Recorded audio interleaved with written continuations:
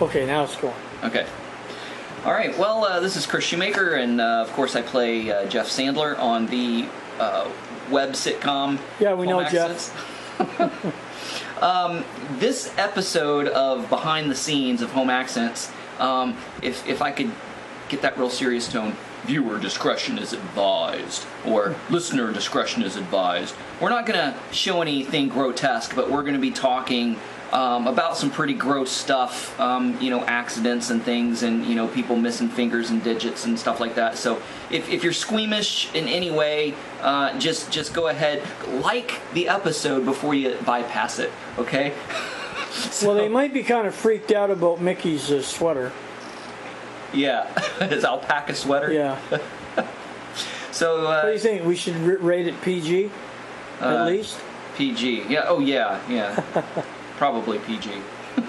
But anyway, so we're going to be talking about some stuff behind the scenes, and so if you're a little squeamish, you might want to bypass this episode, or just be forewarned so you're just not shocked when we start talking about people getting their fingers cut off and whatnot. And Mike, he talks about more gross stuff like decapitations and things like that. But I don't want to ruin things or spoil things, so we'll just let you watch the thing, right? Yeah, watch the thing. Yeah. Watch and learn. Be amazed. Everyone seems to have all their teeth too, but I have noticed a few missing some fingers. Well, it is a mill town after all. Okay. Mike Chase, also known as Mickey Gainey, actually works at the mill in his real life, in his day job.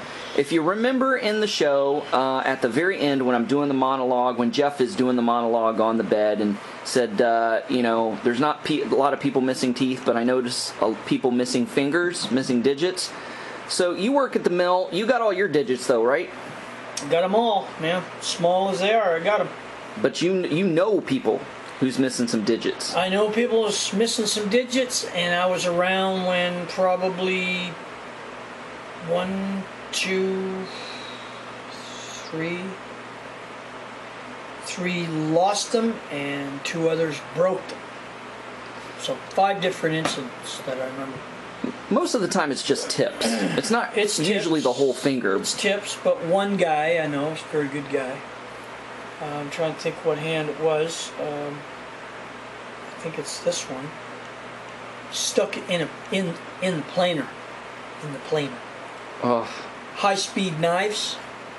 You can imagine a 2x10, which is 9 1/4 inches wide. It's about like that. 1.5 inches thick. 16 feet long. It will put that through the knives, playing 4 sides in less than 1 second. So you can imagine, they had he couldn't hear. We have a blower system that sucks out all the sawdust, and it's quite loud. And he was reaching in to get a piece of wood or something, I think, out, but they forgot to turn what's called the side heads. There's side heads and top head and a bottom, and they're high speed. It's a high speed planer. Big motors, and I mean big motors. So he thought it was off or something, so he put his hand in. Didn't even realize what had happened until he brought his hand out, and it took pretty much everything here. Oh. He just melded it together, and it was really, really bad. So. And you're a shop steward, right? Which means it's unionized. So a shop steward is just a union representative that when there's a problem or a grievance, we tell the members that if the supervisor, if the boss wants to see you in his office, they don't have to be there without representation. So as a shop steward, I'm not a lawyer. I'm not there even to defend the employee. I'm there to listen, to offer contractual advice, what our contracts would specify, so that if the supervisor isn't aware of it and the employee's not aware of it, between the 3 of us, we can find out what the interpretation of a certain rule is if the employee broke a rule. So, in your estimation, population of Plaster Rock, what percentage of the population would you think has missing digits? I don't know. It'd be predominantly men. Because these guys, I mean, this company is the town. Yeah. It's called Twin Rivers now. We grew up, it was Fraser's, always Fraser's, for over 100 years. People still call it Fraser's, even though the official name is I like Twin calling Rivers. it Fraser's because that's what I knew growing up. It's only been Twin Rivers. It was called Next 4 at one point for a little bit, but it's been under maybe 3 different ownerships within 20 years. Yeah, well, I mean, the mill aside, people usually cut their own wood for fire in the winter and stuff like that. So not just the mill, but just regular working out in the woods. People have chopped off their fingers and their digits and their tips, and they've got little nubbins and stuff like that. So I don't know, maybe 5% of the population? Probably more than that of the men. If you just say, look at the men. I don't know about the women. I seldom. I'd have to really think about a woman that I would know that is missing a finger, a digit. But I know lots of guys. I'd say probably above 5% have had, tips missing. Yeah. I mean, just going out on a daily basis and going into the store, the gas station, you almost always see at least one person a day that has a missing tip or a finger or something, and and the old guys, pretty common. Farmers. Yeah. Oh yeah, it's not just the. It was that physical labor. Yeah. Hard physical labor. Yeah. Well, and potatoes are pretty big, so people got their fingers caught in some of the potato picking machinery and things like that. So if they didn't lose them in the woods or at the mill, they lost them in the field. Yeah, I mean, there's been people crazy. Killed, power takeoffs. So I know of 2 that have got killed at the plant here. One was a good friend of mine just a couple of years ago. Had the big machine, had a bundle called a 950. It's a big machine. Can hold a bundle of lumber which would weigh,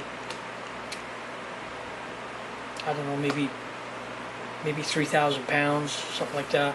Had it in the forks, and instead of dropping the forks and what we call ground it, which is set the forks down on the ground, so it doesn't, probably not going to move. You're supposed to put your brakes and everything on. Anyway, he stepped out of his machine, and the bundle was up maybe, or the forks were up maybe 4 feet or so, I don't know. And he stepped in front of the load to put some stickers on a bundle, and the machine moved and crushed him. Another one was a gentleman who I think was running what's called a double cut. It's a big saw. It takes big logs and you just slice and make boards out of them, or what we call cants. They're just squared, might be this wide, this thick, and then they put it through an edger, which is a series of saws that cut it into, say, 2-inch strips. But anyway, I think it was the double cut, or a big bandsaw. A piece had kicked back, and from what I gathered, it basically beheaded him. So. Wow. So yeah, pretty. Yeah, I mean, I'm a transplant, and I've been here for a little over a decade, a little over 10 years, and I know of at least 2 widows where the mill took their husbands, accidents or whatnot. We had another gentleman. I worked with his son, and this guy took a heart attack on what we called a transfer. You'd have, I think at that time there were probably 5, 6 guys on each side, not quite a 200-foot chain, and wood coming out on both sides. You pile it, everything from 1x3 to 2x12 to 3x8s. You have your sections that you're responsible for. Anyway, he took a heart attack, and of course it stopped the mill, and people come out. The supervisor come out, and they had called the ambulance, or we didn't have 911 then, so they were in process of getting a hold of somebody. So as the story goes, it's no names, it's just the way it is. The supervisor said, let's pick him up, put him on this bundle, and they started the chain again. Oh my word. He just figured, I don't know how long they would have run. I don't think that flew very well with the men. Yeah, for sure. So, but you know, that was back in the day when, I don't know, just stuff like that happened, I guess. Yeah.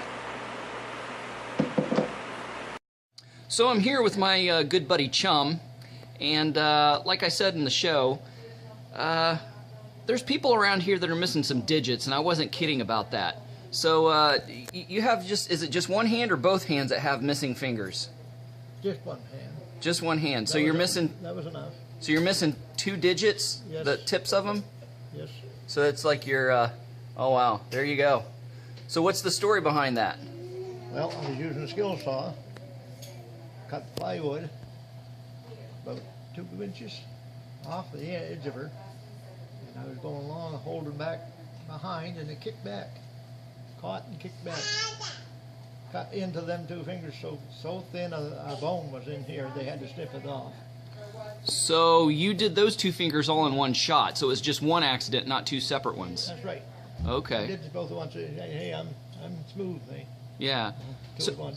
So how many people would you say that you know in the Plaster Rock area that has missing digits? Well, my opposite planer man from me, he's got quite a few cut off. He just got some first finger there, Yeah. and he lives in out in New Denmark, and he's still working over here. There's a few more that got cut, but I don't remember who they are now. It's been so long now. Well, I wonder how many digits total since the mill opened up till today. How many digits would be missing from people? Like how many? If you could count them all, I wonder how many they would be. Quite a few. Yeah, there was a millwright in the mill. He had all the fingers gone, just two on one side. And, I don't know how many more would have a finger missing or so. Well, that's living in a mill town for you. Yeah. Guess you can't give him a high five. No, so that would be like a high. High too. That would be like a high 3.5, 4.5. Yeah, it would be about that. Beautiful New Brunswick. Be in this place. It's not just the drive-through province anymore.